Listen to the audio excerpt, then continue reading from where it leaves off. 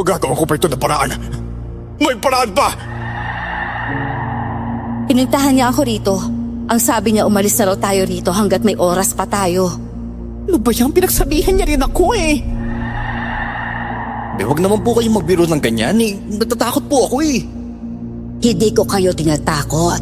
Nagsasabi ako ng totoo. Kung gaano kaitim ang ngipin ng mga tao sa baryong ito, ay ganon din kaitim ang kanilang budhi.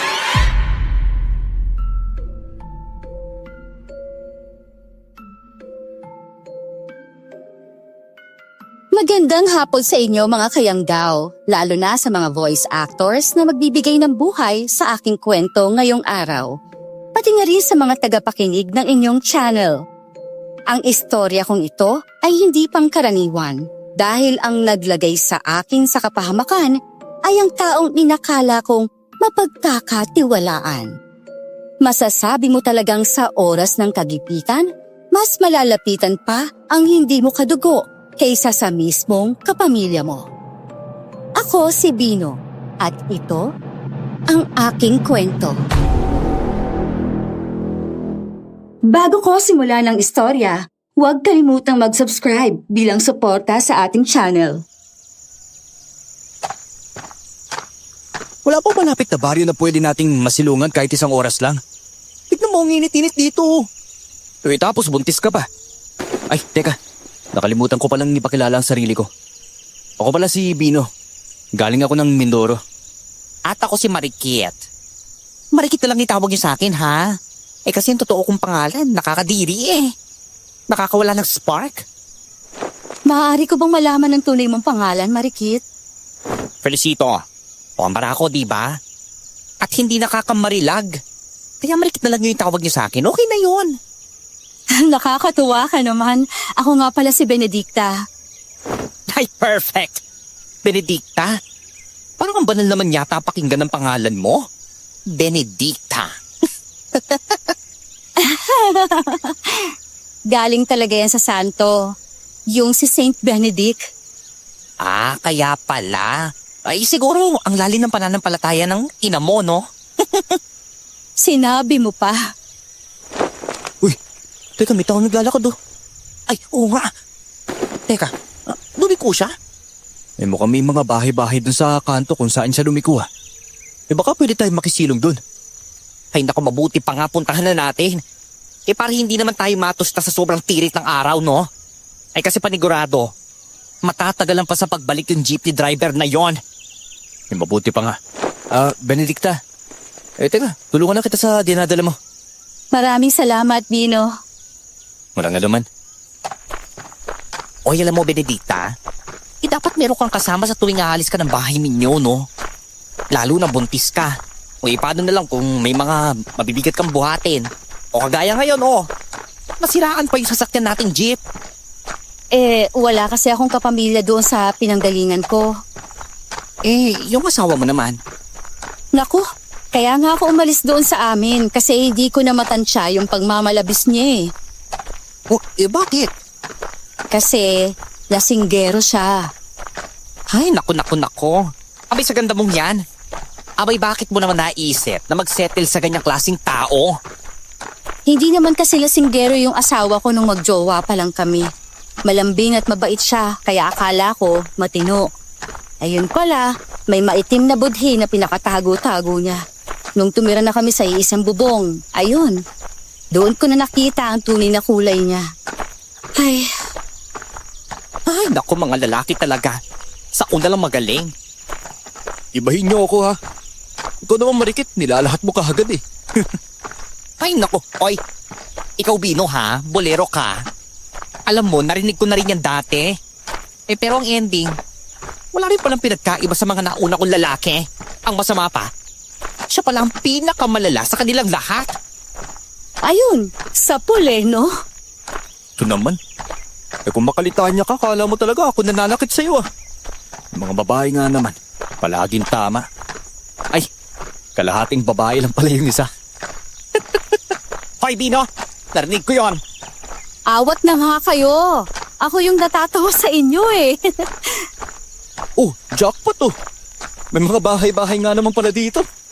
Ay, Ay, oo nga. Ay, naku, puti naman. Oh, ayun o. May tindahan doon. Halina nga kayo, makisilong na tayo sa balcony nila. O, tara na.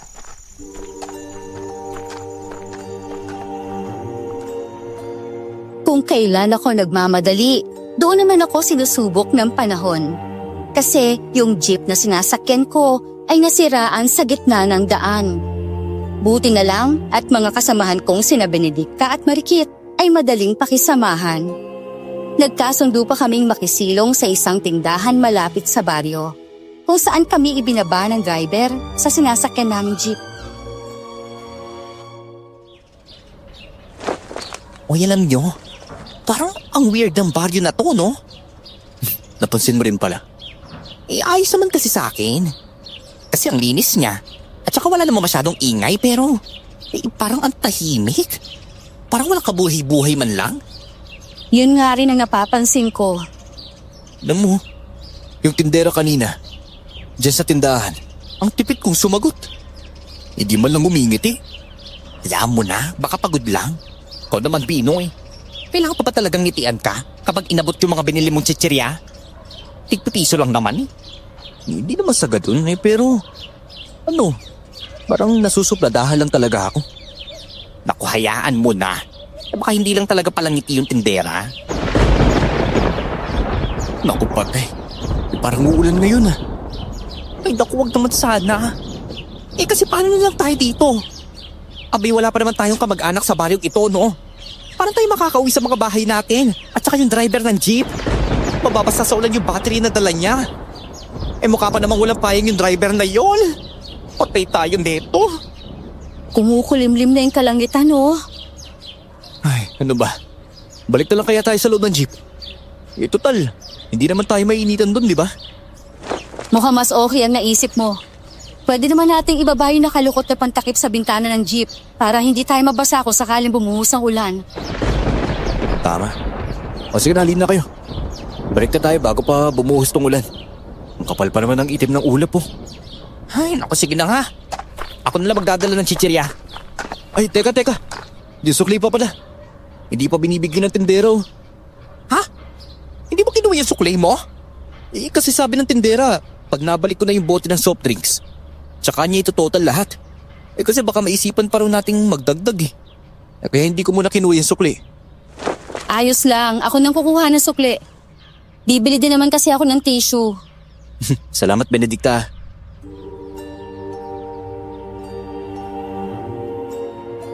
Kaagad na tumayo si Benedicta pagkatapos niya magpresenta na siya na lang ang kukuha ng sukli. Kitang-kita ko na pagkaabot ng tindera sa sukli ay ninitian nito si Benedicta at nagtungo ang tingin nito sa tiyan niya. Naagaw ang atensyon ko ng mga maiiting na ngipin ng tindera na malapad na nakangiti sa buntis na si Benedicta.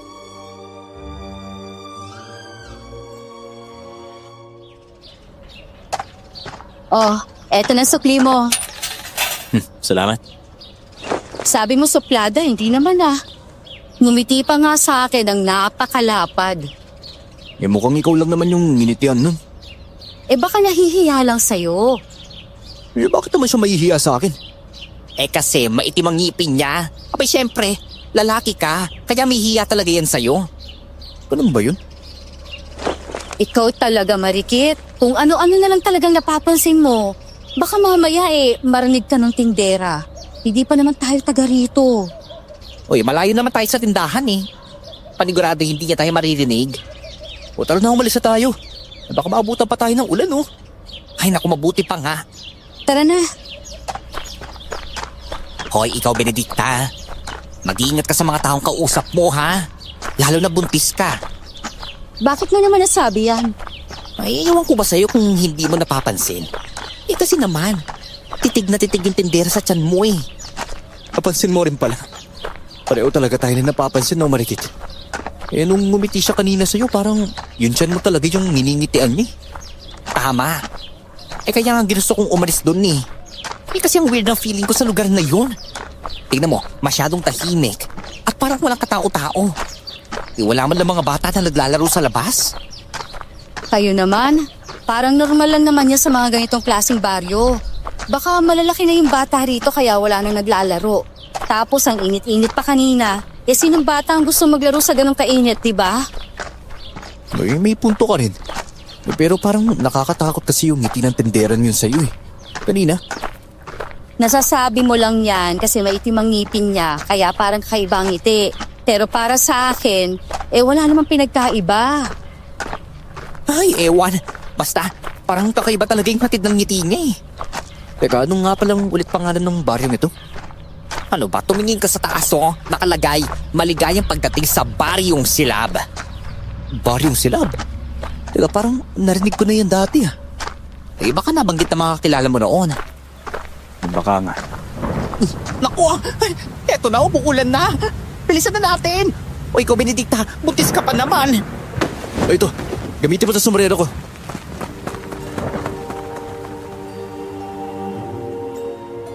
Pagdating namin sa nakaparadang jeep, kaagad naming ibinaba mga takip sa mga bintana nito at doon kami nagpalipas ng oras sa loob. Lumakas ang ulan, ngunit tumila rin ito pagtalipas ng ilang oras. Ngunit ang mas nakababahala rito ay sasapit na ang gabi, pero hindi pa rin nakababalik ang driver ng jeep.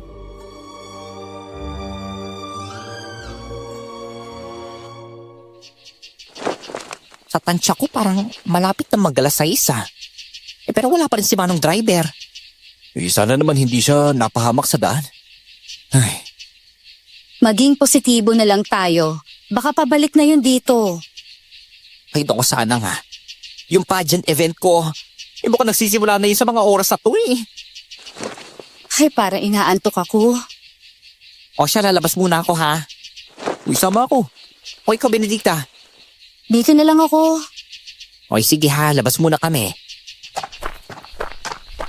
Ay, nakalabas din sa wakas. Oo nga eh. Sa palagay mo, baka kabalik na kaya yung driver maya-maya? Ilang hindi ko alam. Di sana pala sumama na lang tayo sa kanya. Pabalik sa terminal, no? Yun nga rin yung inisip ko eh. Ang mas kinababahala ko pa, baka may nangyaring masama sa kanya sa gitna ng daan. Kaya yun, patagalan siya. Yun nga rin yung inaalala ko eh. Ay nako, sana ligtas talaga siya. At sana, pabalik na siya, no? Kasi wala na akong balak na matulog dito sa loob ng jeep, no? Pabaya ko rin. May exam pa naman ako bukas. Teka, nag-aaral ka pala? Hindi na. Graduate na ako. Medical exam ang ibig ko sabihin. Kala ko naman kung anong klaseng exam. Ang dilim pala ng paligid dito, no? Oo nga eh. Parang ang may ilaw lang dito yung baryo doon sa may kanto, oh. Naalala ko na naman yung babaeng maitim ang ngipin kanina. Hoy! Ano, gusto mo yon no? Uy, hindi ah. Naalala ko lang talaga yung ngiti niya. Lalo na nung tinignan niya yung tiyan ni Benedicta eh. Parang nakakatakot yung ngiti niya para sa akin. Naku, pareho tayo ng nararamdaman tungkol doon. Aba, yung bigat ng pakiramdam ko sa baryo na yun, kung alam mo lang. Di ba? Parang wala kasi masyadong tao. Baka nasanay lang ako sa dami ng tao sa bayan. O ito naman si Benedicta. Hindi marunong makiramdam. Alam mo, doon sa Mindoro, palaging pinag-iinat ang mga babaeng buntis. Uy, bakit naman? Dahil mayroong aswang doon. Ganon? Narinig ko na rin ang patungkol sa mga aswang na yan eh.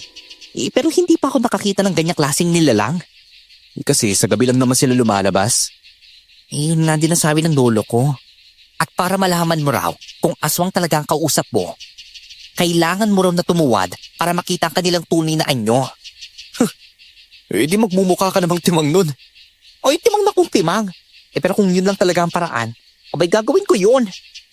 Teka, parang ang ingay dun sa baryo sila ba? Ingay? Wala naman akong naririnig na ingay. Parang may nagpapakain ng baboy. Ay, baboy ramo. Aba yung dilim-dilim na, oh. Meron pa mga nagpapakain ng baboy sa ganitong oras? Bayo naman. Doon nga sa amin, minsan natatagalan ng uwi yung kapitbahay namin. May mga araw talaga na 10:00 na ng gabi siya nagpapakain ng mga alagang baboy niya. Oy, pero seryoso, Bino. Wala talaga akong narinig na ingay dyan sa Barrio Silab, ha? Baka naman sira na yung eardrum mo. Hindi eh. Naririnig ko pa nga hanggang ngayon, oh. Ay naku, ewan. Alam mo, kung hindi makakarating ng jeepney driver ngayong gabi, wala talaga tayong ibang pagpipilian kundi ang matulog sa jeep. Oo nga eh. Hindi ko naman talaga inaasahan mangyari to. Hindi akalain mo. Hindi ako naging konduktor sa tanang buhay ko. Pero makakaranas akong matulog sa loob ng jeep. O paano pa ako? Makeup artist nga ako tapos eto tayo. Sa gitna ng kung saang lupalop ng mundo. Matutulog sa jeep na sira. Ay naku Diyos ko, mahabaging Diyos. Naway tulungan niyo kami. Nasa na ba kasi si Manong driver? Inip na inip na ako eh.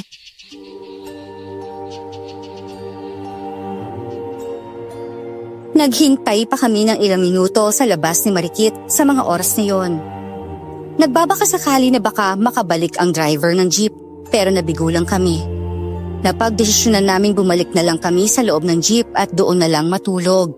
Umaasang kinabukasan ay makakaalis na sa lugar.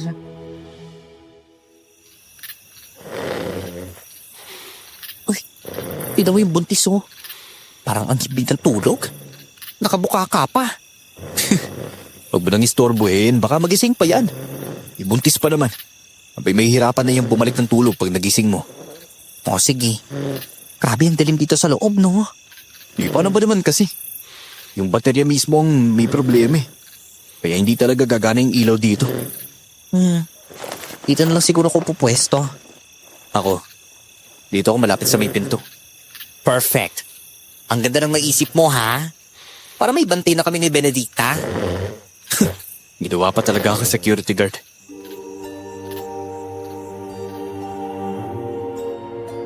Hindi ko napansing nakatulog na pala ako sa kinahupuan ko. Nagising na lang ako may narinig akong isang malakas na kalabog sa bubong ng jeep. Nang tingnan ko sa bintana, ang pinanggalingan ng ingay ay wala akong nakita. Sa halip, may narinig lamang akong parang tunog ng baboy at pato. Marikit! Marikit! Ano yun? Gumising ka! O ito na, gising na ako. Anong gising? Parang nakalimpungatan ka lang yata eh. O ano ba kasi yun? Andiyan na ba si... yung driver? Wala pa. Pero may narinig akong parang tunog ng baboy at pato eh. Ha? Baboy at pato sa ganitong oras? Ay nako. Mukhang ikaw yata yung nahalimpungatan sa ating dalawa eh. Ano ba, hindi ako nabibiro. May narinig nga ako. Ay naku, lumabas na nga tayo. Tignan natin sa labas. Nandiyan na naman yung tunog ng baboy oh. Narinig mo ba? Oo. Parang nasa ilalim yata ng jeep ko ah. Hindi ba? Tama ako eh. May baboy talaga eh. O ano namang ginagawa ng baboy dito sa ating gabi? Teka, parang iba yung pakiramdam ko eh. Kasi kanina may malakas na kalabog ako narinig sa ibabaw ng jeep eh. Naku, Sus Maria Jose. Anong ibig mo sabihin? Inahasong tayo ganon? Hindi naman sa ganun eh, pero kinukutoban na ako eh. Parang masama yung pakiramdam ko dito. O ano? Lalabas pa ba tayo? Hindi. Hintayin muna natin ng ilang minuto. Baka mawawala din yan. Teka, gigisingin ko muna si Benedicta ha? Itong buntis na to, tulog mantika eh. Inaasol na nga tayo pero siya tuloy-tuloy lang ang tulog oh. Teka, gumagalaw ang jeep oh. Parang may naglalakad sa ibabaw ng bubong. Diyos ko, tulungan niyo po kami. Mahabagin Diyos. Ay nako, Lord. Teka, alam mo yung Psalm 91 at Psalm 23? Teka, ano yun? Diyos mio, ano bang relihiyon mo ha? Nagbabasa ka ba ng Biblia? Roman Catholic malamang. O Katolik ka naman pala eh.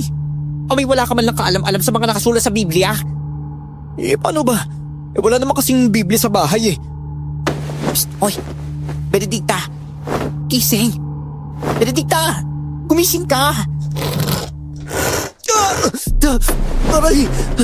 Ang sakit sa tenga nun ah. Diyos ko, Benedicta, gumising ka na.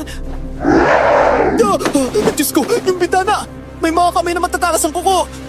Benedicta, ano ba? Gumising ka na kasi! Tulong! Tulong! Tulong! Yung makeup kit ko! Ano? Oy, marikit, inaaswang na nga tayo eh. May cupcake pa rin yung inatupag mo. Ano ba?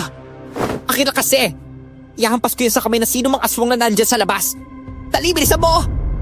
Oh, eto na. Etong sa'yo aswang ka! Alisin mo ang kamay mo dyan! Humingi na tayo ng tulong. Parang itutumba nila ang jeep eh. Ay, Diyos ko! Ay, tulungan niyo po kami! Yung jeep, parang tumatagalit na.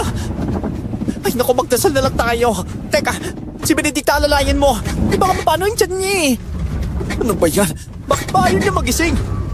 Oy, Benedicta! Gising na! Ano ba yan? Ay, yung jeep tatagalid na! Tulong! Tulungan niyo po kami! Tulong! Tulong! Wala akong ibang maisip sa mga sandaling yon. Hirap akong magbalanse dulot ng puwersa na pilit tinatagilid ang jeep na pinagtutulugan namin. Dumagdag pa sa isipin ko ang pag-alalay ko kay Benedicta na hindi man lang magising-gising sa mga oras na yon. Hanggang sa ilang minuto ang lumipas at tumigil ang pagtagilid ng jeep at biglang tumahimik ang paligid. Oh, ano? Ayos lang ba kayo dito? Manong, ay naku, mabuti naman po dumating na kayo. Kailangan po namin ng tulong. Why, bakit? Ano ba? May nangyari ba dito? Narinig ko kasing may mga nagsisigawan dito kaya tinignan ko. Teka, Manong, nakita niyo po ba? Ang alin? Oh, may kung anong nilalang po kasi na pilit tinutulak patagay ng jeep eh. Ano? Totoo po yun. Hindi po kami nagbibiro. Teka, ibig niyo sabihin, inahatake kayo ng aswang dito? Eh, parang gano'n na nga po.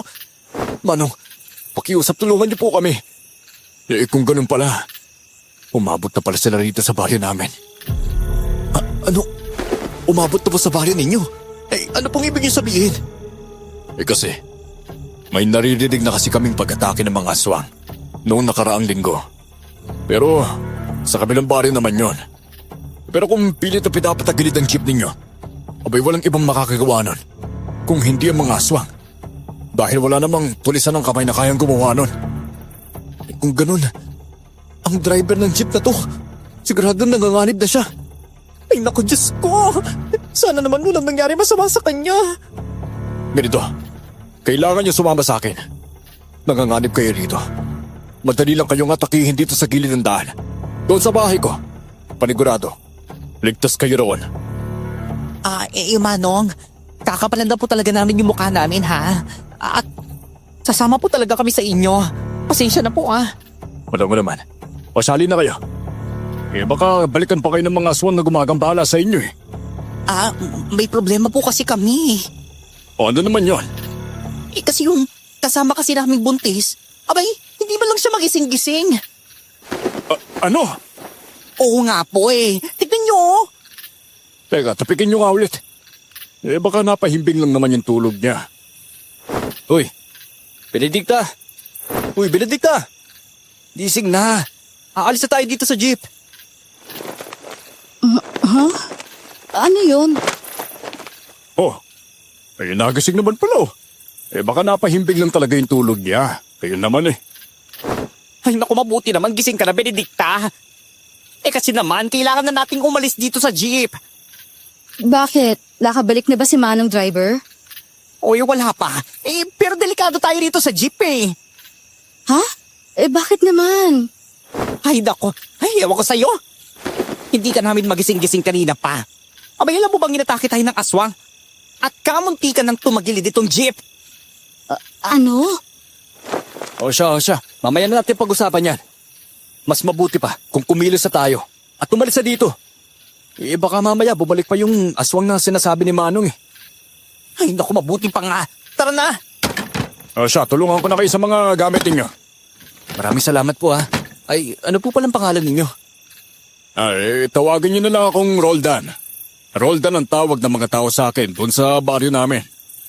Naku, maraming salamat po ha, Mang Roldan. Eh, saan po pala kayo nakatira? Diyan lang sa baryo Silab. Silab ka pala nakatira? Ako po pala si Bino. At ako naman po si Marikiet. Benedicta po, Mang Roldan.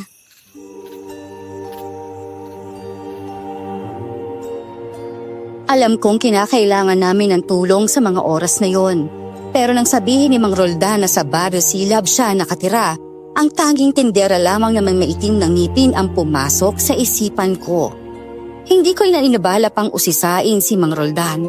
Sumunod na lamang ako papunta sa bahay nila dahil alam kong siya lang ang makakatulong sa amin.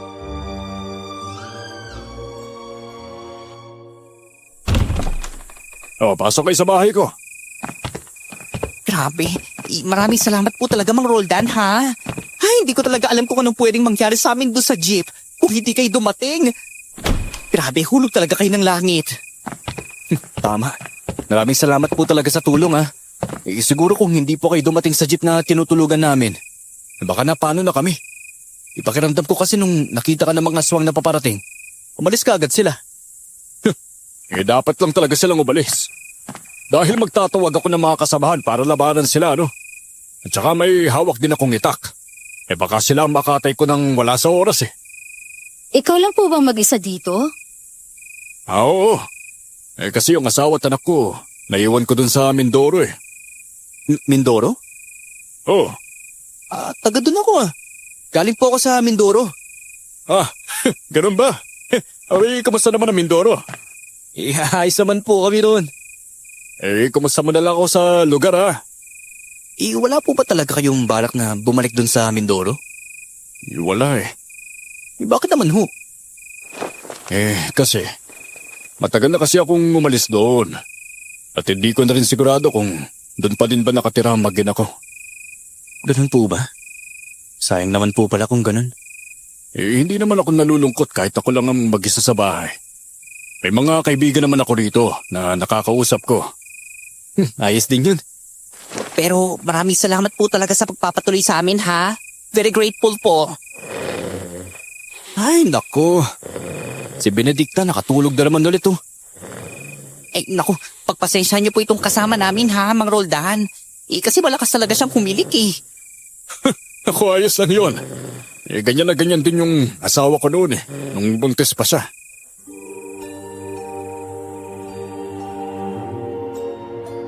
Buong gabi hindi ako nakatulog kaya isip sa mga bagay na pwedeng mangyari. Buong gabi akong nagbantay sa paligid. Maliban sa kabang naramdaman ko dahil sa nangyari sa amin sa jeep, ay sobrang lakas din ang hilik ng dalawa kong kasama. Dahilan para hindi ako dalawin ng antok.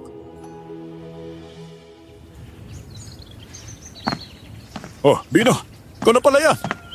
Kamusta yung tulog mo? Nakatulog ka ba ng maayos? Okay lang naman po.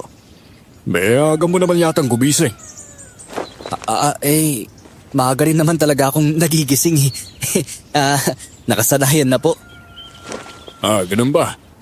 Teka, marami po bang babuyan dito? Naku.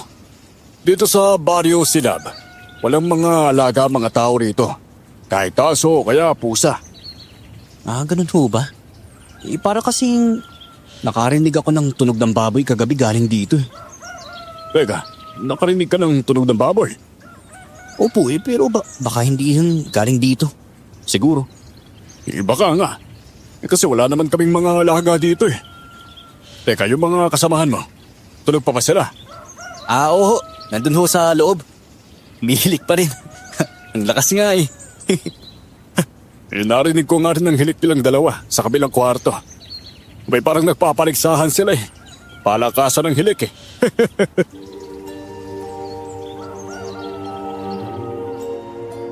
Siguro hindi ko napansin nung gabi na sinakluluhan kami ni Mang Roldan dahil sa dilim ng paligid. Pero nung ngumiti si Mang Roldan sa akin habang nag-uusap kami, ay saka ko napansin na kagaya ng tindera ay mangitim-ngitim ang ngipin niya. Napatitig ako sa mga ngipin niya pero agad ko ring binaling ang atensyon ko sa mainit na tubig.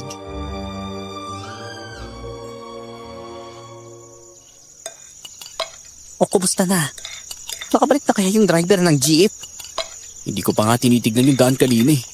Pagkatapos natin kumain, balikan na natin yung jeep, ha? Baka kasi magkasalisis tayo pagbalik ng driver eh. May iwan pa tuloy tayo rito. Alam mo, yun nga rin ang iniisip ko eh. O itong si Benedicta, tulog ng tulog.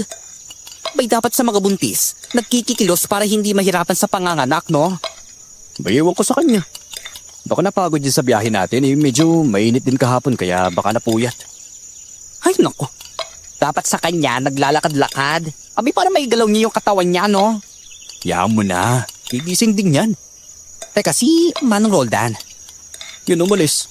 May pupuntahan daw. Ewan ko rin dun eh. Di ba lang kinakabahan na iwan ang bahay niya sa mga hamak na histangyero kagaya natin? Ba't kaya ano? Alam mo, parang napapansin ko rin yun, no?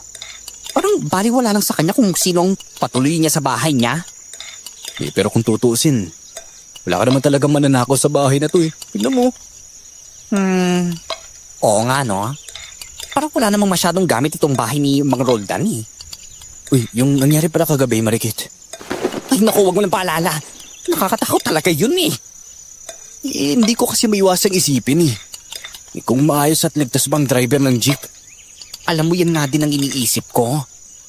Akala ko talaga kung ano nang mangyayari sa ating kagabi. Alam mo, teka, naalala mo ba yung tindera na ngumiti kay Benedicta kahapon? Oo, bakit? Makita mo yung mga ngipin niya na itim, di ba? Abay, oo. Wala namang problema sa akin yun, no? Hindi naman yan ang ibig ko sabihin. Oy, ano? Kanina kasi, nag-usap kami ni Mang Roldan. Ngumiti siya sa akin. Tapos sabi ko, mahitim din yung ngipin niya eh. Seryoso ba? Oo, maitim yung ngipin niya. Kaya napapatanong ako kung baka may sakit ang mga tao dito sa Barrio Silab eh.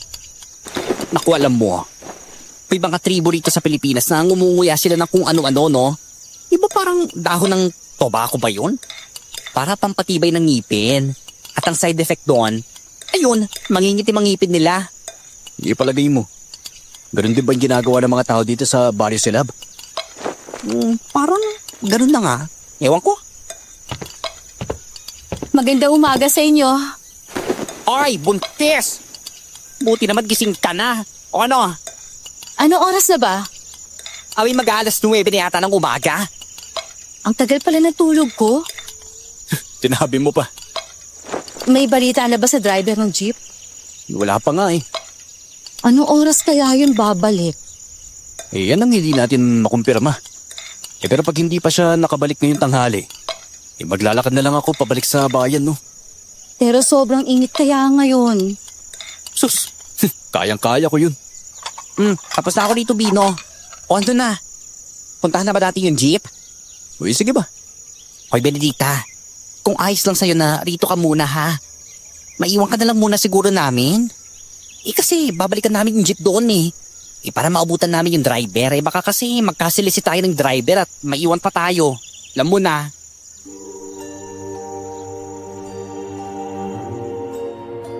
Kaagad naming binalikan ang jeep na nasiraan sa gilid ng daan. Ngunit laking dismaya ang nangyari sa amin. Dahil sa pagbalik namin ay wala kaming naabutang jeep. Napakamot na lang kami ni Marikit sa aming mga ulo dahil nangyaring kinatatakutan namin. Nagkasalisi kami ng driver ng jeep at tuluyan na kaming naiwan sa Barrio Silab.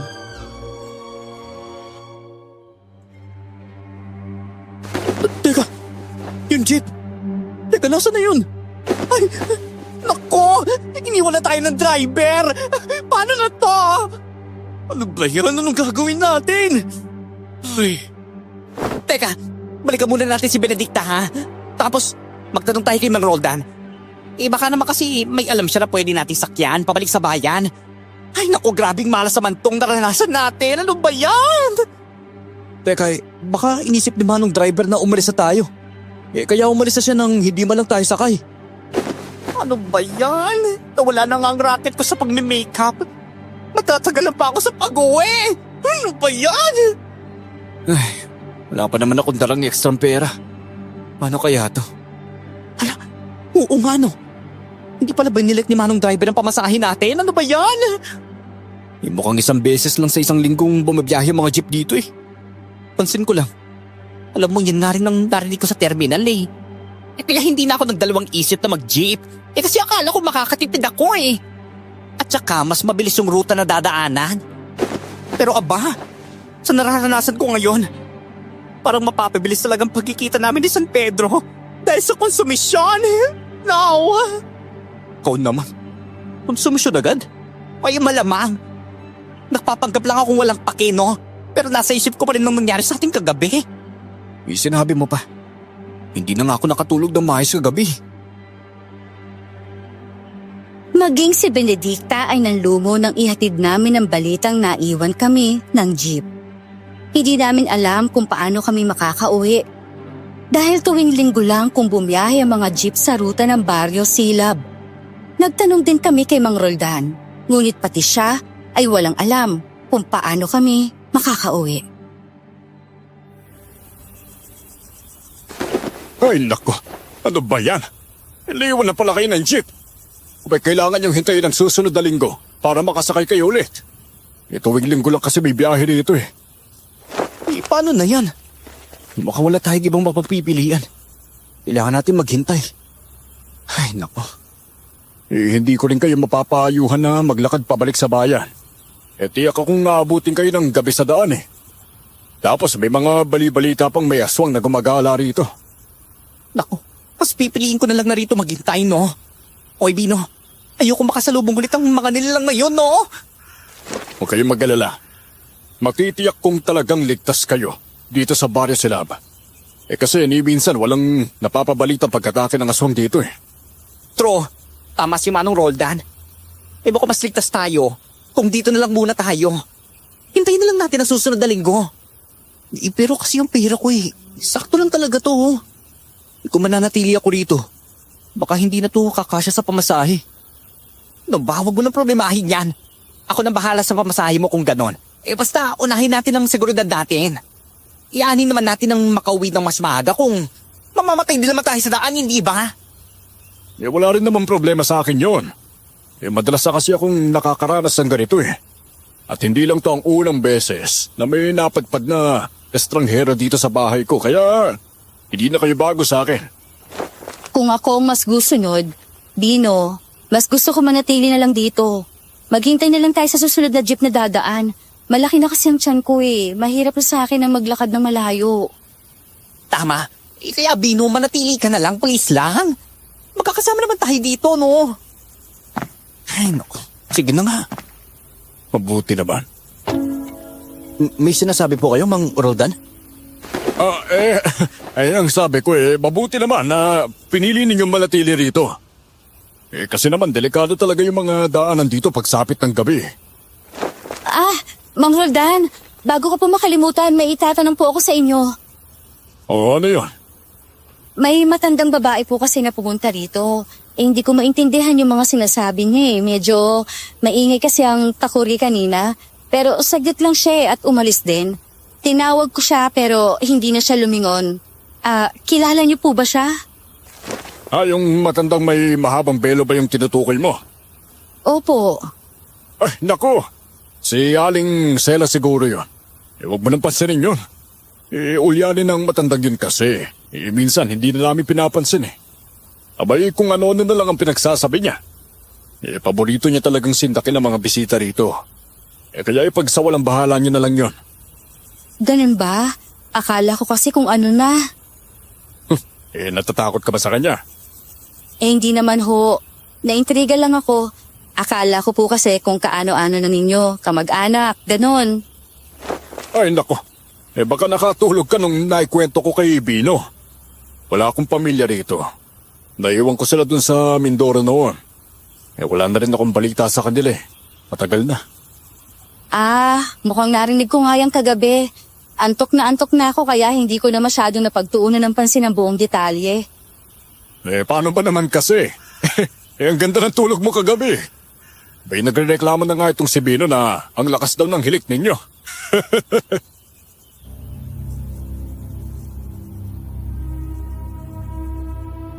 Ilang araw nang lumipas simula nang manuluyan kami sa bahay ni Mang Roldan. Dahil mapera si Marikit, nagpresenta itong siya na ang gagastos sa kakainin namin. Para sa buong linggo na pananatili namin sa bahay ng matanda. Ilang araw na rin kaming nananaginip ng kakaiba pero hindi ko ito pinagsasasabi sa dalawa kong kasama hanggang sa nagtagpo ang landas namin ng matandang babae na nagngangalang Sela.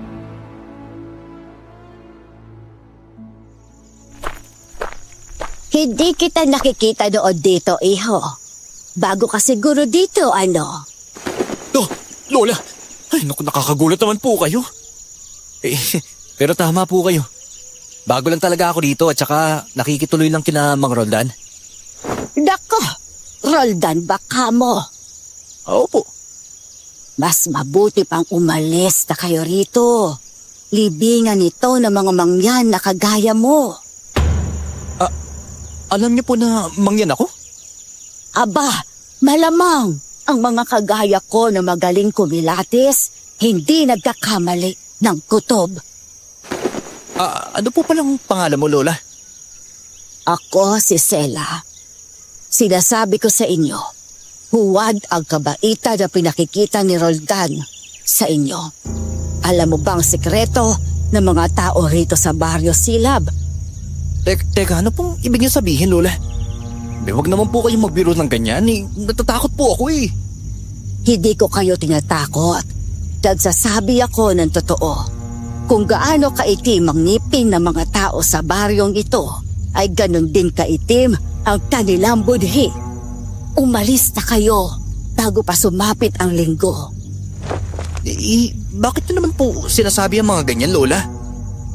Dahil tuwing sasapit ang 17 kabilugan ng buwan, palaging may namamatay dito na mangyan. Oh?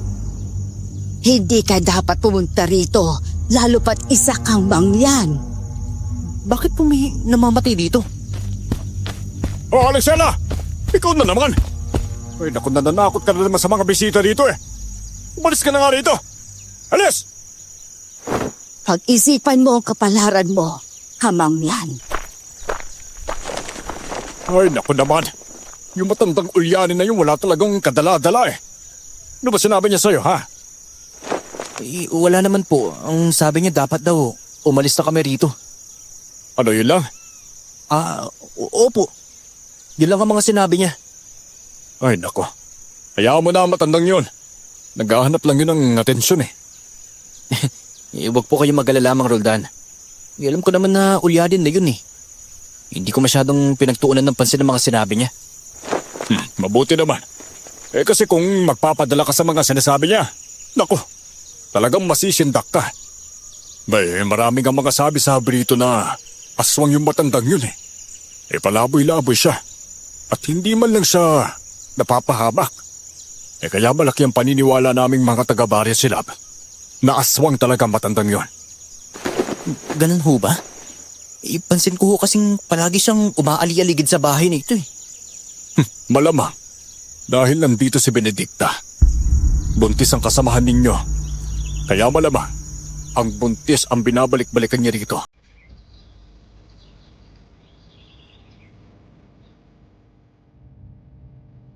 Base sa mga sinasabi ni Mang Roldan, mukhang may punto siya. Pero hindi ko rin maiwasang isipin ang sinabi ni Aling Sela. Mismo ang matandang yon ay hindi lingid sa kaalaman niyang mangyan ako. Kung saan si Mang Roldan, Marikit at Benedicta lang naman ang napagsabihan ko sa Baryo Silab. Pero habang patagal ng patagal ang paghihintay namin sa jeep na papasada sa lugar, ay unti-unting nadaragdagan ng kutob ko patungkol sa tunay na pagkatao ng mga naninirahan sa Baryo Silab. Palala ng palala rin ang mga bangungot ko sa bawat gabi.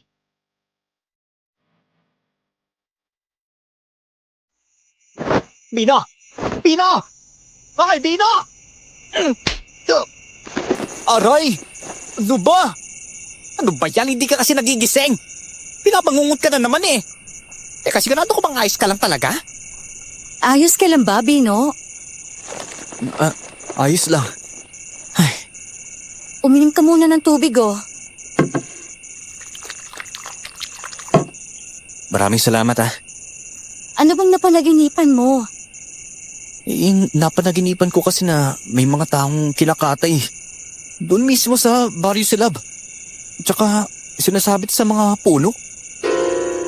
Ano? napapanaginipan mo rin pala yun? No, oh, bakit?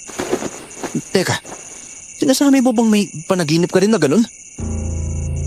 Oo, hindi ko lang sinasabi pero nanaginip din ako ng mga taong kinakatay dito. Alam nyo, ako rin. Teka, ikaw rin?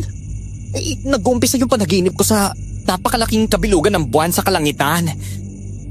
Ganyan na ganyan din ang panaginip ko. Magpapatuloy yon sa isang malaking kawa na puno ng langis. Ganyan din ba sa'yo? At magtatapos yun sa pagkati at pagsabit ng mga katawan sa puno.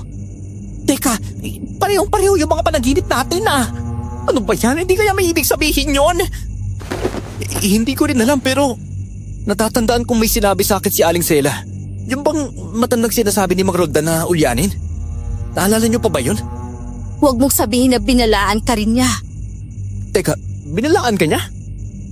Nung araw na pumunta kayo ni Marikit sa pinagparadahan ng jeep, pinuntahan niya ako rito. Ang sabi niya umalis na raw tayo rito hanggat may oras pa tayo. Ano ba yan? Pinagsabihan niya rin ako eh. Binalaan ka rin pala niya. Ang sabi pa nga niya sa akin ay kung gaano kaitim ang ngipin ng mga taga-Baryo Silab, ganon din kaitim ang budhi nila. Ano ba yan? Parehong-pareho ang sinabi niya sa akin. Ang sabi pa niya, sa 17 kabilugan ng buwan ng taon, may mamamatay na mangyan dito sa Baryo Silab. Alam niya mangyan ako. Pero hindi ko naman sinabi sa kanya yun. Alam mo, alam din niya na may lahi akong mangyan eh. Teka, taga Mindoro ka? Hindi. Pero may dugo akong mangyan dahil ang lolo ko ay mangyan. Teka, ikaw Benedicta, may lahi ka bang mangyan? Wala. Pero itong dinadala kong bata, ang lola niya ay isang mangyan. Teka, kung ganun, hindi kaya sinadyang pumunta tayo rito? kasi nagsimula lang naman yung mga panaginip kong kahindik-hindik dito sa Baryo Silab. Para bang binabalaan ako ng mga panaginip ko. Teka, hindi kaya yung mga asmong na umatake sa atin? Taga-Baryo Silab yun? Pero kung pwede naman pala nila tayong atakihin ang gabing yun, bakit tinulungan pa tayo ni Mang Roldan? Bakit buhay pa rin tayo? Di ba? Baka may hinihintay naman sila. Kung may hinihintay sila, sino? Yan ang hindi ko alam. Alam mo, kailangan natin makausap si Aling Sela. Kailangan natin siya mahanap para makaalis na tayo dito. Kung hindi baka mahuli pa tayo eh. Pero saan natin matatakbuhan si Alex Sela? Basta, magmasid-masid tayo sa labas. Dahil palaboy-laboy lang naman yun eh. Teka, si Mang Roldan ba? Nakabalik na ba? Mukhang hindi pa. Napapansin ko rin inuumaga na siya ng uwi eh. Alam mo, mga 2 gabi simula ng pagtulog natin dito. Hindi na siya umuwi tuwing gabi para bang may pinagkakaabalahan siya. Ano ba yan? Alam mo, hindi na maganda yung kutob ko rito eh. Kailangan na natin gumawa ng paraan para makausap ang matandang babaeng yun. Ano? Lalabas tayo? Ganitong oras, gabing-gabi oh. Ano ba, wala tayong pagpipilian. Kailangan nating hanapin si Aling Sela. Paano naman si Benedicta, Aber? Buntis siya oh. Ano pa nga ba hindi sasama natin. Pero kailangan mo mabilis ang itim ha, Benedicta. Yun lang ang tanging paraan para maprotektahan mo ang iyong dinadala. May itim akong bandana. Siguro ayos na to. Pero kung ganun, lumabas na tayo. Diyos ko, huwag niyo po kami pababayaan.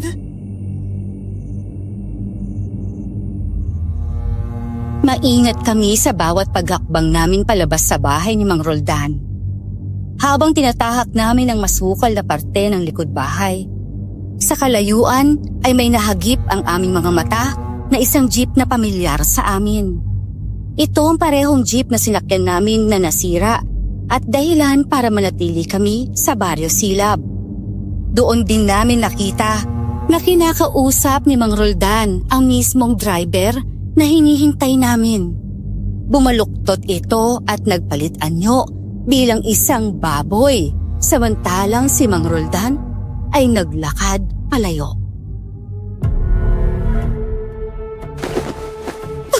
Diyos ko! Taga-Baryo Silab pala ang driver ng jeep na sinakyan natin! Marikit, kumalma ka kung hindi mapapansin nila tayo. Para may nangyari.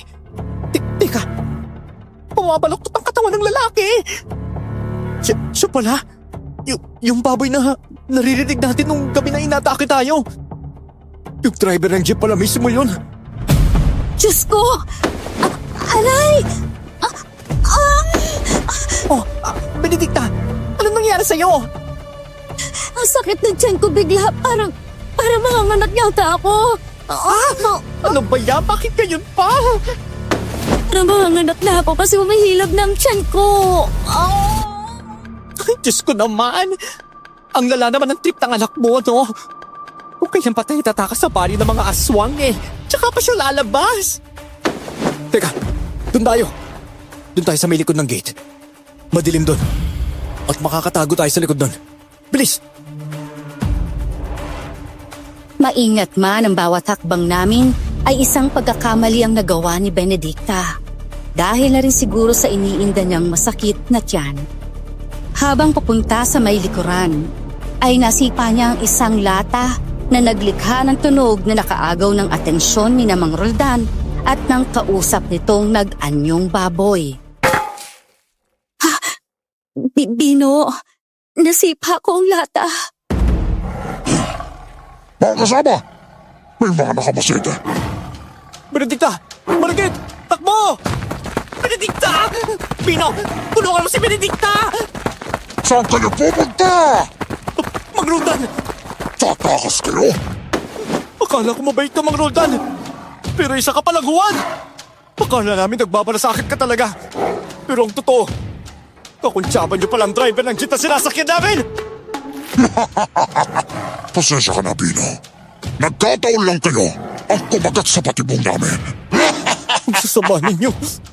May pasabi-sabi pa kayo na kesyo mapapahamak kami. Pero ang totoo, kayo pala ang tunay na pumapatay sa mga mangyan na napapatpad dito. Tumpa ka sinabi mo! Ang akala ko pa naman, mauuto ko kayo hanggang sa pagsabi ng kabilugan ng buwan. Kagaya ng naunang mangyan na napatpad dito! Bakit nyo ba kasi ginagawa sa amin to? Dahil espesyal kasi kayong mga mangyan at gustong-gusto ni Aswang ang mga dugo ninyo. Mas maraming alay na mangyan, mas madaling digyan ni Aswang ang mga kahilingan namin. Walang personalan. Nagkataon lang na kayo ang kumagat sa bahay namin. Mukhang magiging masagana ang gabing ito. Lalo ba't nakikita kong manganganak na ang kasama mong namimilipit sa sakit ng tiyan. Pagkakataon na naman. Hindi nyo kami mapapatay dahil lalaban kami! Ganun ba?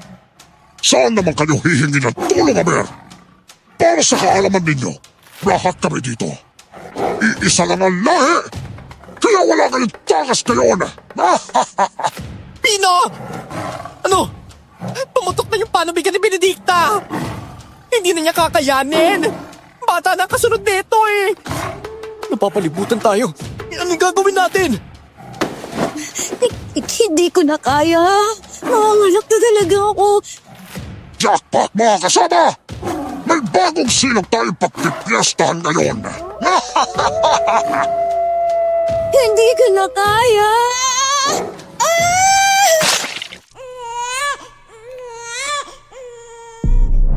Hindi na kinaya pa ni Benedicta ang sakit sa tiyan niya.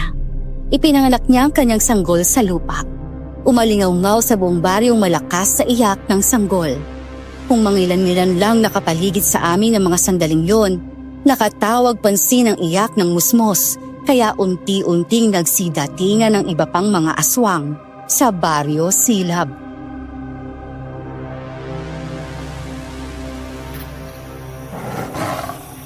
Teka lang mga kasama. Alam kong sabik na kayo. Nagmatik man ng bagong sangkol. Pakawalan niyo sila! At huwag ninyo sasaktan ang apo ko! Teka, ano raw? Apo niya ang sangkol na babaeng yan? Nagpapatawa ka ba? Talagang ulyanin ka na nga. Patagal kong hinintay ang pagkakataong ito. Hinintay? Bakit? Sino ka ba ha? 10 taon nang nakalipas nang patayin ninyong kambal ng anak ko si Benedicta. 10 taon? Abay, pasensya ka na, Lola. Kasi wala na akong maalala eh. Sa dami ng pinatay ko. Ilakas mo pang tawa mo, Roldan. Dahil ito na ang magiging huling halakhak mo. Kaya ano naman gagawin mo, ha? Kakagating niyo ako? Hindi, pero paliliguan ko kayo.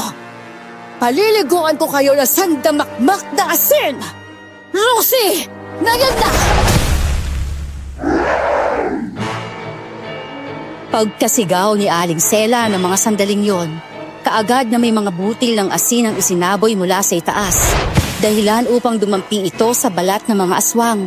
Nagsitakbong mga aswang sa sakit na nararamdaman nila at mabilis na naging kilos ni Marikit upang ilayo sa lugar si Benedicta.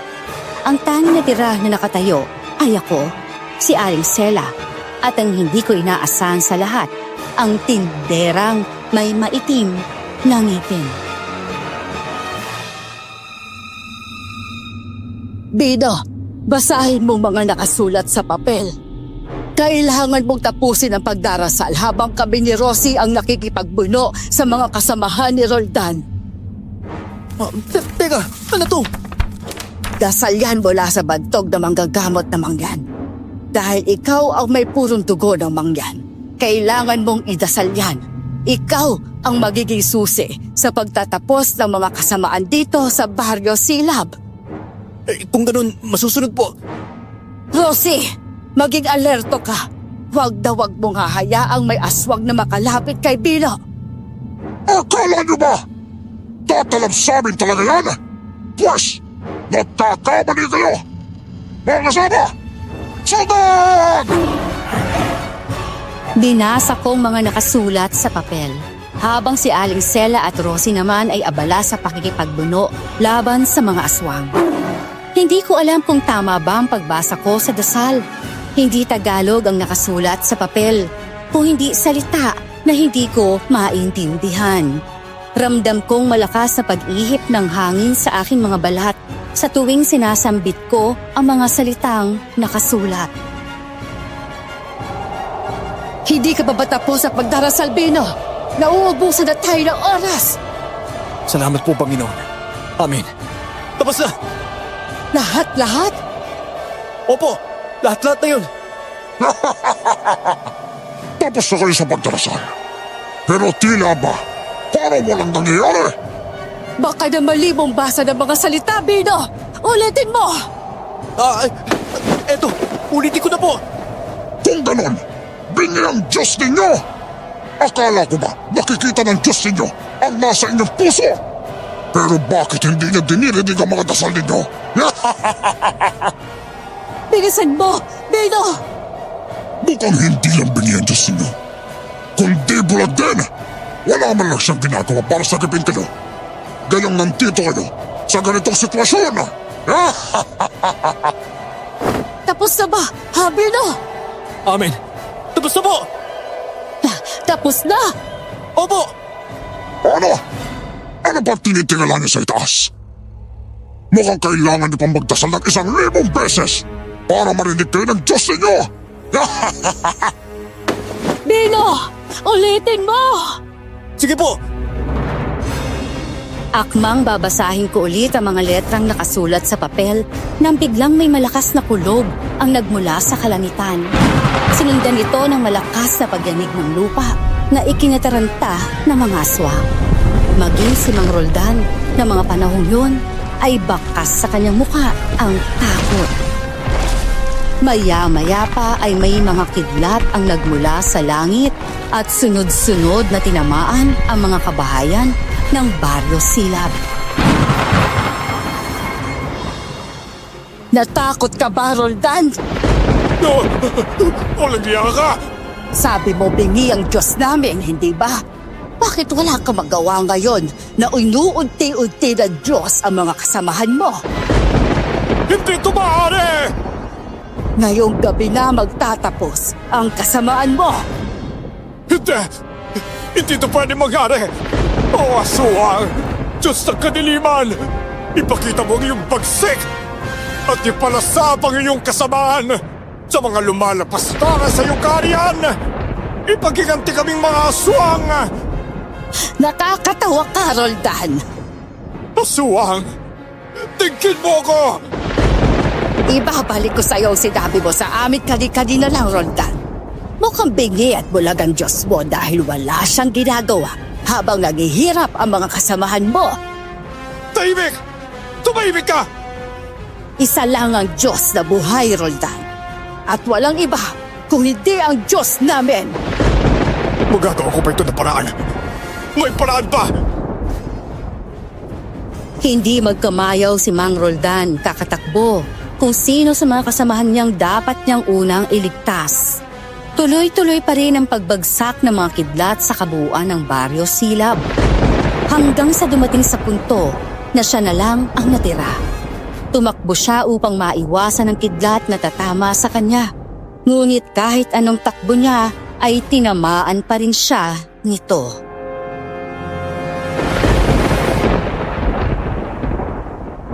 Nagwakas na rin ang kasamaan sa baryong ito.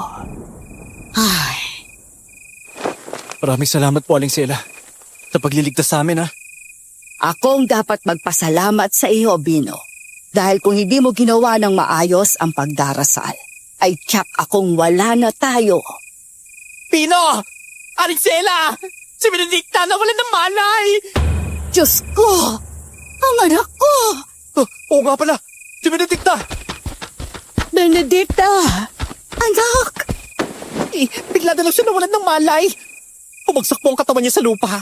Hindi ko siya naalalayan kasi karga-karga ko ang sanggol niya eh. Ako na bahala sa kanya.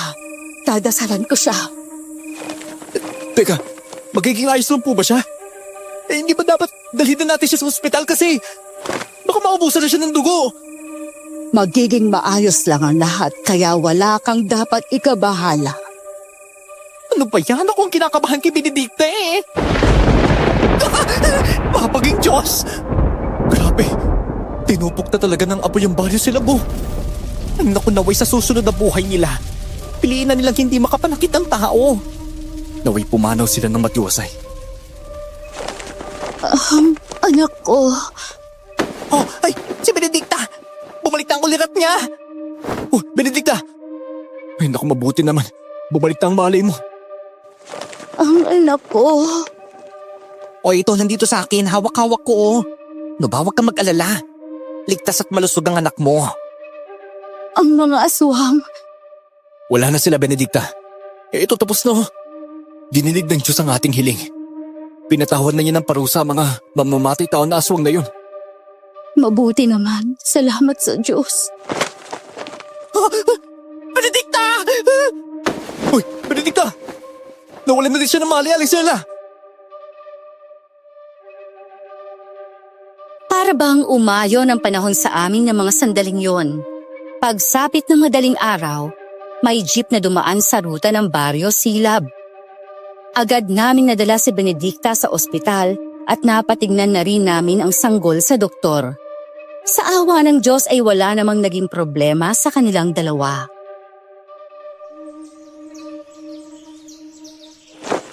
Ganun pala yun. Tinisyo po ba talaga ang ilang taon na hindi nakasama ang anak ninyo? Para makuha lang ang hustisya sa anak ninyong lalaki? Ganoon naman talaga pag naging ina ka. Kaya mong gawin ang lahat para sa anak mo. Paano niyo po nalaman na isa akong mangyan? Manghuhula din ho ba kayo? Ang totoo niyan, araw-araw bumibisita sa terminal ng jeep si Rosie. Inaalam niya kung pumasada na ba ang jeep ng mga aswang sa Baryo Silab. Kaya pasakay pa lang kayo ay nasabi na ni Rosie sa akin na may mga bagong salta na naman ng mangyan ang nadali ng mga taga-Baryo Silab. Nagpanggap akong palaboy dahil yun lang ang taging paraan para makapasok ako sa baryo nila. Maging si Rosie, kinailangan niyang paitimin ang ngipin niya para hindi siya pagdudahan ni Roldan. Medyo natakot po talaga ako nung una sa ngipin niya. Kasi, ang itim talaga eh. Bakit ganun po ba ang mga ngipin ng mga taga-Baryo Silab? Bakit po ang itim? Dahil yon sa kanilang pagsamba kay aswang. Naging itim ang ngipin nila dahil sa pagkain nila ng karne ng tao at ng pag-inom ng mga dugo nito sa pang-araw-araw.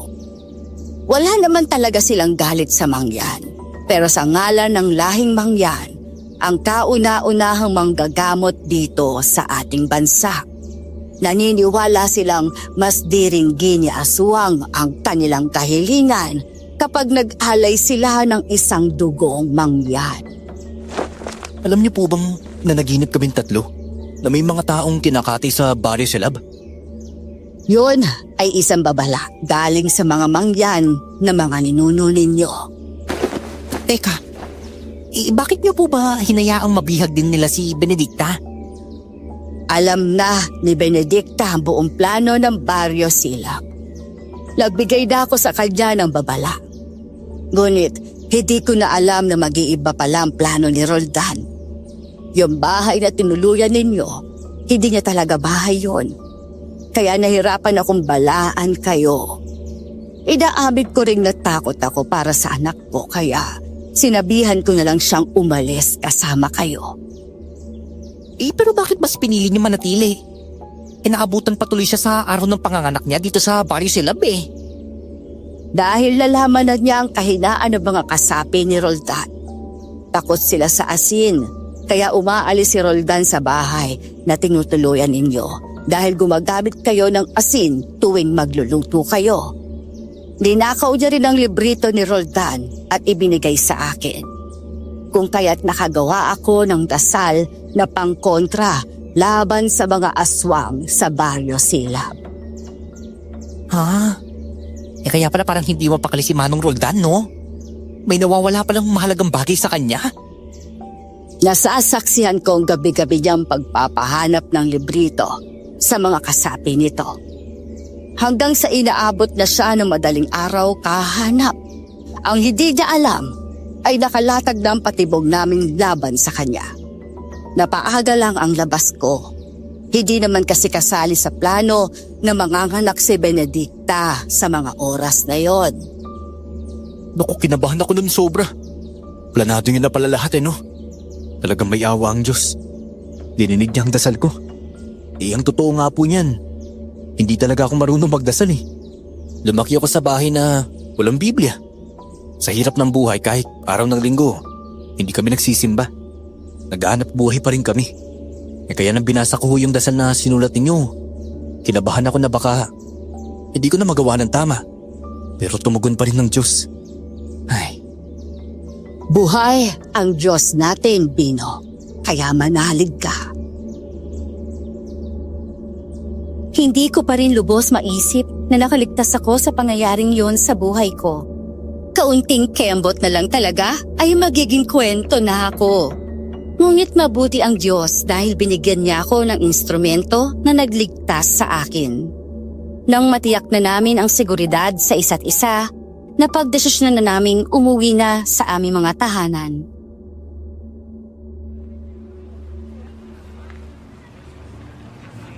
Eto na. Mukhang kailangan na natin maghiwa-hiwalay. Ano ba yan? o paano ba yung Benedicta? Alicela, mukhang hanggang dito na lang po ang pagsasama natin. Masaya akong nakilala ko kayo sa maikling panahon, Bino at Marikit. Masasabi ko mabubuting tao kayo. Ano ba to? Parang naululuha ako ah. Halos hindi nga nag-isang linggo ang pagsasama natin sa kalbaryo ng Barrio Silab na yun eh. Oo, iyak na yan oh. Oy, hindi ah. Ba't naman ako iiyak? Baka pwedeng mahingi ang mga contact number ninyo eh. Baka kasi maisipan kong kumontak sa inyo. Matawagan ko kayo ulit. Ay, oo, ano ba? Isusulat ko na lang. Eto, number ko yan ha. At saka baka may mga pageant-pageant sa inyo. Ako yun, recommend nyo naman ako. Naku, walang problema yun. Ay, hingin ko rin yun sa'yo ha. O, pairam ng ballpen mo. At isusulat ko na yung number ko. O, ikaw, Benedicta. Hihingiin ko rin ang number mo. Teka lang. Sulat ko lang saglit ha. O, ito yung akin. Maraming salamat dito ha. Yung akin, isisulat ko na lang din. Pahiram nga ako ng ballpen. Oh, Heto na. Uy, maraming salamat dito, Benedicta, ha? Oy, sige. Aalis na ako. Ingat ka, Bino, ha? Oy, Benedicta. Ingat kayo ng baby mo, ha? Aling Sela, mauna na po kami, ha? Ingat ka rin sa biyahe. Paalam, Marikit!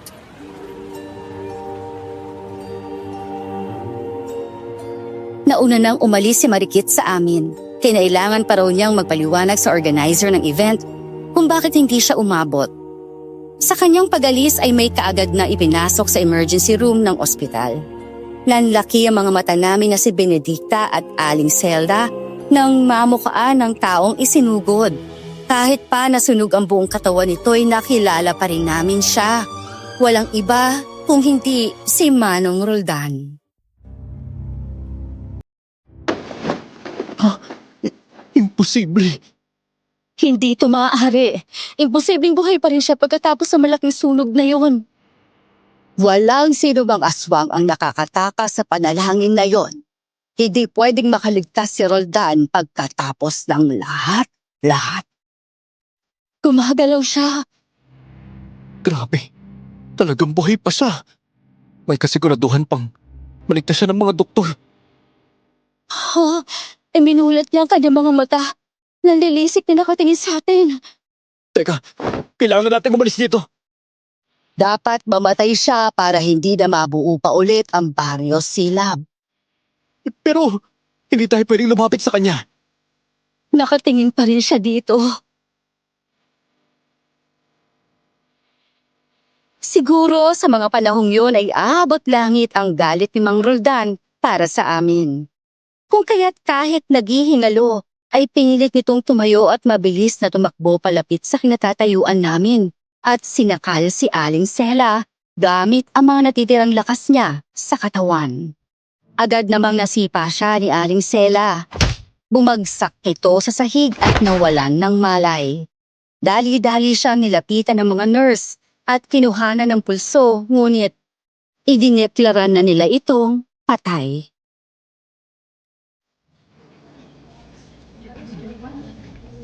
Hindi ko inakala magtatagpo pa ang landas natin at ni Mang Roldan. Siguro, grabe yung galit na naramdaman niya, no?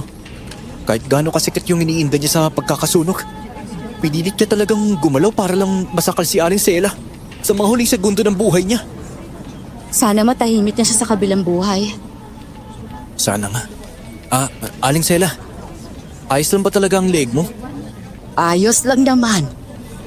Para kasing malakas talaga yung puwersa na pagkakasakal ni Manong Roldan sa inyo kanina eh.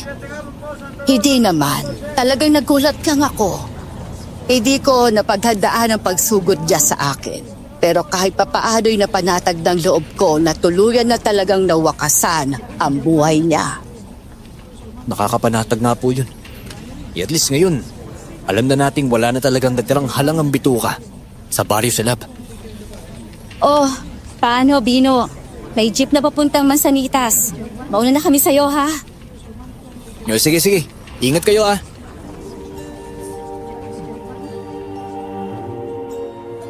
Naging malaking usapan ang kwentong pagkasunog ng isang buong baryo na may pangalang Silab. Sa sobrang pagkasunog ng katawan ng mga taga-baryo, hindi na nalaman pa ng mga otoridad ang pagkakakilanlan sa mga ito. Nagkaroon din ako ng trabaho pagkatapos ng pangyayaring yon bilang taxi driver. Dito muling nagtagpo ang landas namin ni Marikit. Sa Sampaloc po, kuya. Ay, teka lang. Hoy, ikaw ba si... Bino? Bino! Uy, Marikit! Ay, Diyos ko, ikaw nga! Bino! O, kamusta ka na? Ayos lang ako. Ito, namamasada na. Ikaw, anong pinagkakaabalahan mo ngayon? O, heto. Papunta ako sa beauty pageant event. Naku, sa awa ng Diyos, dumami na mga clients ko. O, akala ko ba pumunta ka sa Japan? Nakapag-usap kasi kami ni Benedicta sa tawag eh. At sabi niya sa akin, naikwento mong luluwas ka pa Japan. Ay, naku. Hindi na kasi natuloy yon. May nangyari kasi sa papeles ko. Tapos ayun, may mga racket na rin kasi ako, kaya ayos lang sa akin na nandito na ako sa Pilipinas. Dito na ako maghahanap buhay. Maayos nga yun kasi mas malapit ka sa pamilya mo. Ay nako, grabe ka Bino ha. Ang galing talaga ng timing mo. Kasi akalain mo magkikita tayo tapos birthday ng anak ni Benedicta ngayon. May pasalubong nga akong dala dito oh. Bala ko sanang puntahan siya ngayon pagkatapos ng event sa pageant. Ba? Ako rin oh. Meron akong pasalubong sa anak ni Benedicta. Nakusama na lang ako sa'yo kung ganun. Para sabay na tayong pumunta sa bahay nila Benedicta. Ay nako, mas mabuti nga yun. Nakakatuwa naman tong araw na to. Ano ba yan? Talagang binigyan tayo ng Diyos sa pagkakataon na matakpan ng sayang malagim na karanasan natin sa Barrio Silab, no? Ay naku, sinabi mo pa. Kung hindi pinanganak ni Benedicta yung anak niya sa araw na yon, ay naku, tiyak akong puro lagim lang ang natitirang alaala na rin sa araw na to tungkol sa Barrio Silab. Oo nga eh. May hindi pa pala ako nasabi sa inyo ni Benedicta, ha? O ano yun? Alam mo bang nadaanan ko yung dating Barrio Silab? Kasi may pasahero kong hinatid sa kalapit bayan doon eh. Talaga? O ano nang itsura ng Barrio Silab ngayon? Puro bakanting lote na lang ang buong espasyo doon. Talaga ba? Hindi pa ako nakakataan doon eh. Wala pa kasing kumukontak sa akin sa mga kalapit bayan. Baka siguro dahil sa record ko noon na hindi ako nakasipot sa araw ng event. Pahamak talaga yung nasiraan ng jeep daw kuno eh, no? Ay naku, sinabi mo pa. Ay, Yaan mo na. Baka tatawag din sila ulit sa'yo. ay naku, malabo na mangyari yan. Kasi noong pumunta ako doon, parang nag-usok talaga yung ilong ng event organizer. Kasi nga hindi ako nakasipot. Abay, galit na galit ang bakla. Ang saklap naman pala ng sinapit mo dun. Siguro naikwento na ni Benedicta sa'yo yung nangyari pagkatapos na umalis sa ospital. Ay nako. Yung bang sinakal si Aling Sela nang naghihingalong si Mang Roldan? Oo. Grabe yung takot ko nun, no? Kasi akalain mong sunog na siya at lahat-lahat pero nakakagalaw pa rin. Lakas talaga ni Mang Roldan eh, no? Ay nako. Puwersa na talaga ng kadiliman ang nagtulak sa kanyang gawin yon. Sinabi mo pa. Oh, eto. Nandito na pala tayo eh. Saan ka ba banda bababa? Uy, dyan lang sa may kanto. O hintayin na lang kita dito ah. Pagtapos ng event mo, sabay na tayo pumunta kina Benedicta. O sige sige.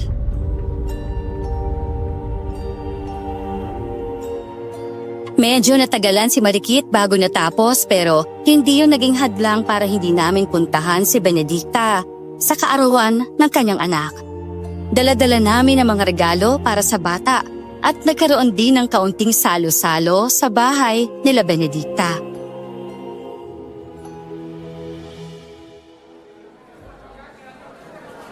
Grabe, daming bisita ngayon ah. Parang piyesta. Abay siyempre, birthday ng uniko iho ni Kumaring Benedicta. Isang taon na rin si RJ, no? Oo nga, bilis ang panahon ah. Parang kahapon lang isinilang yan si Benedicta sa gitna ng krisis ng mga aswang sa Barrio Silab. Hoy! Kayo ha? Nakaupo lang kayo dyan. Buti pa tulungan niyo ako mamaya sa games sa mga bata. Aba, baka kami pa ang unang maglaro dyan, no? O kumusta ka na, Mare? Pagod pero masaya. Para kay JR lahat gagawin ko. Alam niyo naman. Napansin ko nga, parang may paklawan pa kanina oh. Oo, sabi ko habang bata pa si JR, gusto ko maparamdam sa kanya yung saya. Pero higit sa lahat, pinaghahandaan ko na rin ang kinabukasan niya. Ay, ganun ba? May plano ka na ba talaga para sa kanya? Naku, Marikit. Simula pa rin ang pagbubuntis ko, pinangarap ko na magkaroon siya ng magandang buhay. Ayoko siyang matulad sa akin na lahat kailangan pagsikapan mula sa wala. Grabe, ibang klase ka talaga, Benedicta. Anong plano mo? Kukuha ako ng educational plan para sa kanya para pagdating ng panahon kahit anong kurso ang gugustuhin niya, hindi na ako mamumulubi kakahanap ng pambayad. Ay, naku, tama ka dyan. Lalo na kung may nanay siyang kasing sipag at determinadong katulad mo. Ako nga rin eh. Napapaisip na. Sabi ko habang may lakas pa ako, baka pwede na akong kumuha ng sariling taxi unit. Ayoko na kasing habang buhay akong nangungupahan ng biyahe. Ay, wow! Seryoso ka riyan, Bino? Oo naman no. Isang taon na lang, baka kaya ko nang mag-down. Hindi naman kailangan bago basta sa akin lang yung unit. Sa ganun, Kahit may konting problema, hindi ako palalayasin ng operator. Ayos yan, Bino. Basta planado at kaya sa budget, walang masama sa pangarap.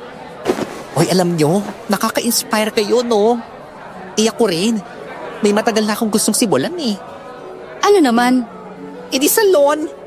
Salon? Oo. Alam niyo naman ako, mahilig talaga ako sa buhok, sa makeup, sa ayos. Sabi nga ng mga suki ko sa barangay, Hoy, Marikit, ba't hindi ka ba nagtayo ng sarili mong pwesto? Ewan ko ba? Siguro kulang lang talaga ako sa tapang. Hindi mo naman malalaman kung hindi mo susubukan, Marikit. Nakita mo naman si Benedicta. O tignan mo, sa dami ng pinagdaanan, lumalaban pa rin siya. Tama. At kung gusto mo, tutulungan kita. May kilala akong supplier ng gamit sa salon na mura pero kalidad. Libre ang advice.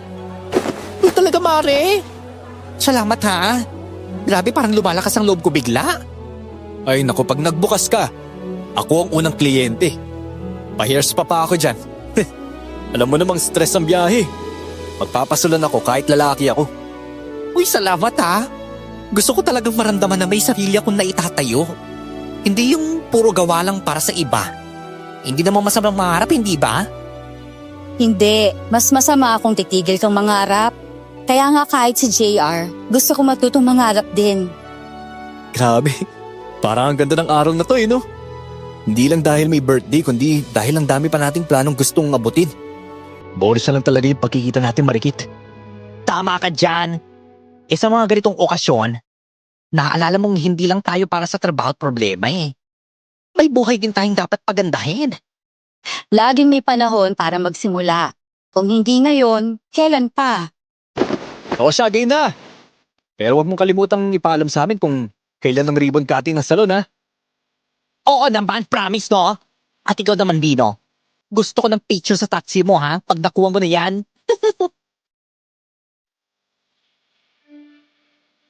Magpasa hanggang ngayon ay bakanteng lote pa rin ang Baryo Silab sa tuwing nadaraanan ko ito sa pamamasada. At oo, may sarili na akong unit ng taxi. Si Marikit naman ay nagkaroon na ng sariling salon. Habang si Benedicta ay mas piniling magtrabaho bilang call center agent. Nabaon man sa limot ang Baryo Silab, ay hindi naman nawala sa akin ang aral. At yon ay ang manalig sa Diyos. Ako nga ulit si Bino at maraming salamat sa pakikinig sa aking kwento.